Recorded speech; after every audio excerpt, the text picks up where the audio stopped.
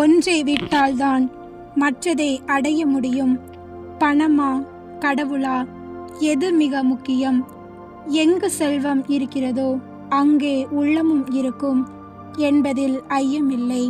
நாம் அறிந்த உண்மையே. ஒன்றின் மீது நாம் ஆசைப்பட்டோம் என்றால் அது அடையும் வரை நமது மனம் துடித்து கொண்டு இருக்கும். இது மனித இயல்பு. இது வெறும் சிறு காலமே. ஆகவே எத்தகைய செல்வத்தை நாம் சேமிக்க வேண்டும் என்று இன்றைய நற்செய்தி வழியாக இயேசு தெளிவுபடுத்துகிறார்.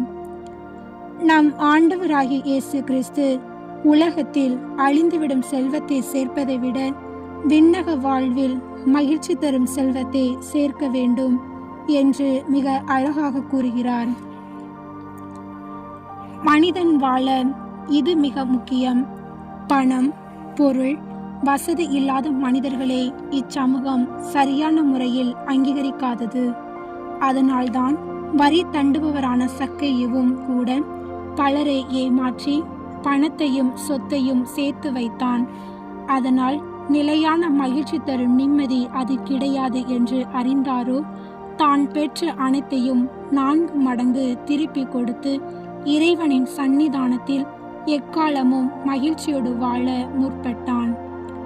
உண்மையான செல்வம் எது என்று பார்த்தால் அன்பு, மகிழ்ச்சி, உதவி, தாராள குணம், இரக்கம், மன்னிப்பு இவையே நம் ஆண்டவராகிய இயேசு கிறிஸ்து கற்றுத்தந்து வாழ்ந்தும் காட்டினார்.